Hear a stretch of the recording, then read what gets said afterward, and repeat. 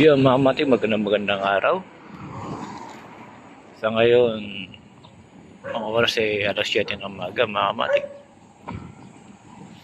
Meron lang akong kukunin na kalapati. Mga mati, binenta sa akin. Sayang naman. 2 piraso. Ngayon, mga mati, pupuntahan ko.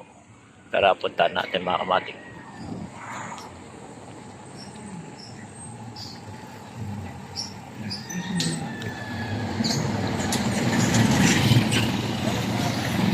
Pupuntahan ko, mga mati, dito sa May Sapa. Papuntang Kainta, mga mati. Wala sana ako sa plano mag-alaga, pero binenta sa akin. Kunin na lang natin, mga mati. Baka tayo pa, sayang.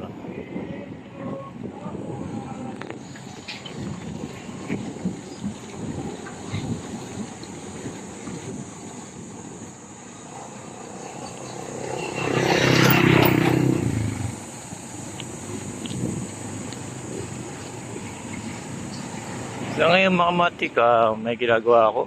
Malapit ko na matapos yung company Batman. Papakita ko rin sa inyo, mga matik, kung paano ginawa at natapos. So ngayon, papunta na ako doon sa pagkuha ng kalapate. Nakabike lang, mga matik. Mainit pa. Nakakatamad pang lumabas. Mainit pa ngayon, mga matik. Yung mga matik, dapat mga matik, hindi ko na sana puntahan. Gawa ng fully ako ngayon, fully book sa dami kong gagawin. Halos walang oras talaga. Pero ilang beses na rin ako nangako, mga matik, nakukunin ko. Kailangan kunin natin, hindi puro pangako lang.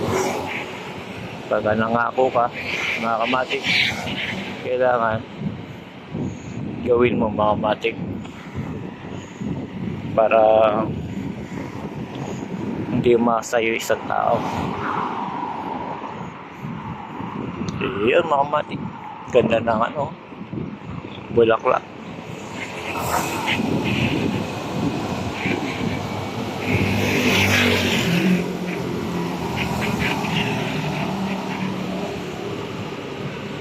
Yung mainit pa, mga matik. Pero okay lang yan, bibilisan na lang para makuha ka agad.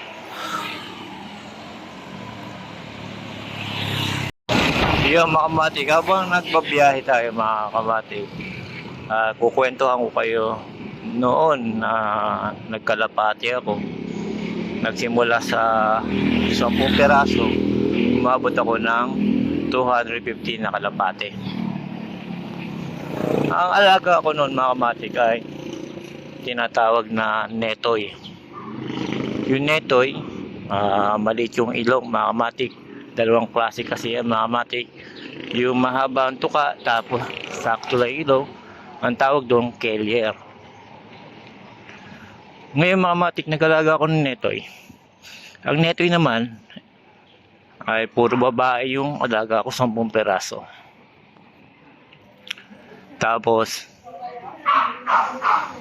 ang tawag ko doon sa 10 piraso ng netoy na puro babae ay hostess. Yun, mga matik, tama sinarinig nyo, hostess. Ngayon, mga matik, kaya dumami kalapati ko. Nagkahagis ako sa Divisoria na 10 pirasong netoy. Ayan, mga matik na kalapate. 2 linggo, hindi siya umuwi. Pangatlo, wala pa rin. Ngayon pa, ang 4 na linggo, mga matik, bumalik sa akin, halos may kasama na asawa, mga matik. Tapos puro borga, mga matik, sargo ang ilong, pigeon owl, may giant. Yun, doon dumami kalapati ko, mga matik. Kasi ang babae na netoy, pagka nag-asawa yan, dadami. Yan, mga kamatik. Tapos, mga matik, siyempre, diskarte na para dumami. mayroong bumibili sa akin na mama na kalapate, babae daw ang kailangan. Ngayon nagtanong ako mag kung ilan yung kalapate niya, mga kamatik. Ngayon nasabi niya sa akin 100 daw yung kalapate niya. Kailangan niya daw na 3 na kalapate na puro babae. Sabi ko naman, mga kamatik, ang kalapati ko dito ay netoy. Kung gusto mo, dahil sa 100 yung kalapati mo, peraso, ibibigay ko sa iyo na 10 piso lang. Mga kamatik, isang kalapati, 10 piso lang, netoy. Ngayon, tuwan-tuwa, mga kamatik, bumili, binigay ko yung 3 babae. Hindi niya alam, may sikreto doon, kaya binigay ko 10 piso. Lumipas na 2 buwan, mga kamatik, bumalik ulit sa akin yung bumili ng kalapate. Dahil kasi yung natira sa 100 niyang kalapate ay 3 na lang. Alam niyo kung bakit? Kasi yung 3 kalapate na netoy na babae pupunta sa akin, kasama na niya yung mga kalapate. Ngayon pagka pupunta sa akin, siyempre dagit yun, inuhuli ko na, mga kamatik, sa bebenta. Sinabi ko lang na hindi ko alam kung saan pupunta, pero hindi niya alam na ibebenta ko na. Yun ang sikreto, mga kamatik, para pagkapera at dumami kalapate, mga kamatik. Netoy lang alagaan yung mga kamatik na puro babae. Yung netoy, tawag ko doon ay hostess, kasi nangaakit sila ng palalakihan na kalapate. Yan, malapit na tayo, mga kamatik. Hindi natin alam kung racing to o sargo, mistiso yung makukuha natin kalapate ngayong araw. Ito way na to, mga kamatik, papunta na to ng Sapa. Ibig sabihin, malapit na kung magkita yung nagbenta ng kalapate.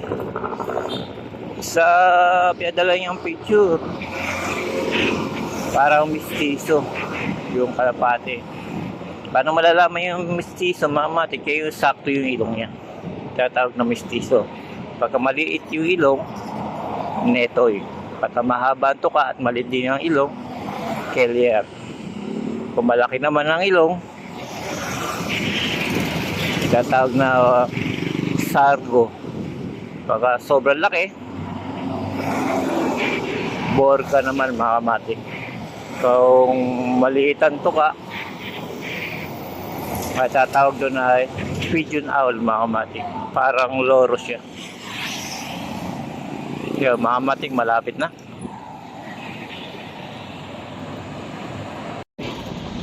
Yung mga kamatik, ito na yung Sapa. Dito na ako magkikita sa barangay. Mga kamatik, kayo kasi pumasok sa looban.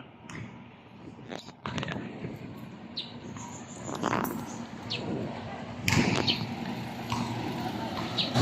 Ito yun na yung may-ari, babae.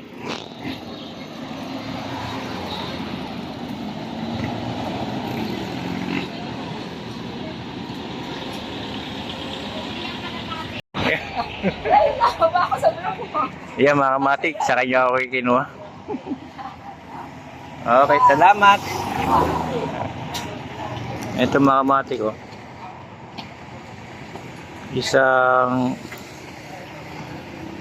white feather, saka blue bar, mga kamatik. Puro mistiso lang. Yan, mga kamatik, dahil sa nakuha na natin, sibat na tayo. Yung bali may-ari na ito, mga kamatik, babae. Yung ang kulay niya white feather. Bakit sinabi white feather, mga kamatik? Puti na may blue. Yung isa blue bar, mga kamatik. Parang Isa semi. Bakit tinawag na semi? Semi.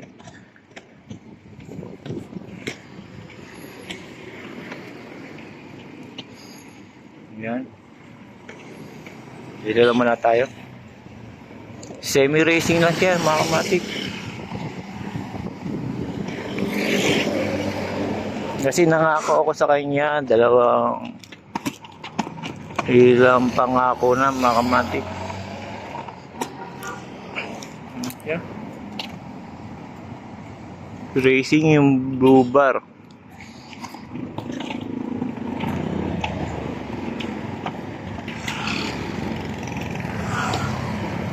Yung white feather, mistiso lang, mga kamatik.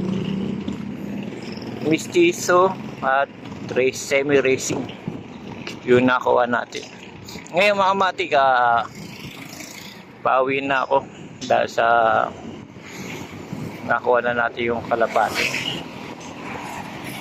Pagdating sa bahay, pakita ko sa inyo yung napulot kong kalapate, naputol.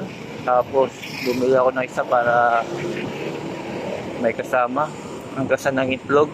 Kaya lang ang problema, pag nahawakan pala yung itlog, binubutas na nila, kailangan hindi na hinahawakan.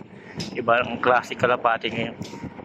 Hindi tulad noon, ang kalapati na pagka hinawakan may itlog, okay lang. Ngayon iba na, mabilis sila magtampo. Kaya na nila yung hinahawakan yung itlog. Ngayon pabalik ako, mga kamatik, pakita ko na lang sa inyo mamaya yung mga kalapati ko, mga kamatik. Yung mga kamatik, ito ipapakita ko sa inyo. Itong kalapate. Yan, mga kamatik, pagkagalto yung ilong, mistisa yan, mistiso. Kung babae, mistisa. O lalaki, mistiso, mga kamatik. Ang kulay niya may pagka-blue. Yan. Puti. Dalawang klase tawag dito, may white top. Saka may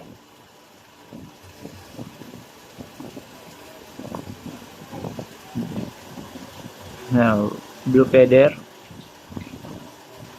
May puti kasi siya, saka may blue. White top na lang, mga kamatik. Yan.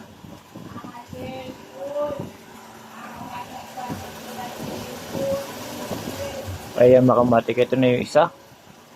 Papakita ko pa sa isa yung nakakuha.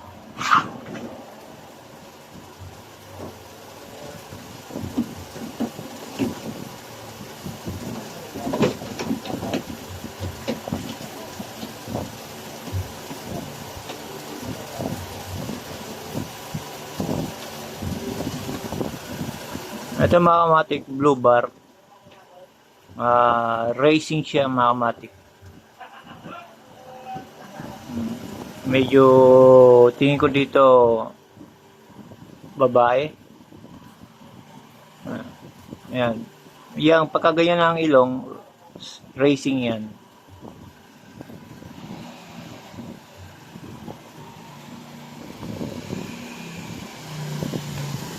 Blue bar, mga kamatik, blue bar to. Papakita ko pa sa inyo, mga kamatik, yung nasa taas. Ito na, mga kamatik. Ayan, mukhang itong nakakuha natin, mukhang batcher na. Ayan, bali apat na yung kalapati natin. Dalawang semi-racing at dalawang mistisa. Yan, mga kamatik, pinakita ko lang sa inyo yung nakuha kong kalapate.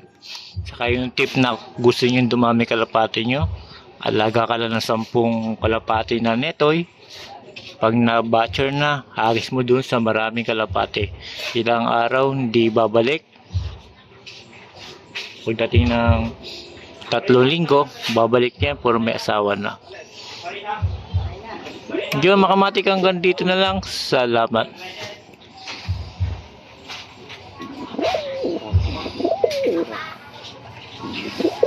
Kailangan ko magpalaki ng kulungan mga kamatik.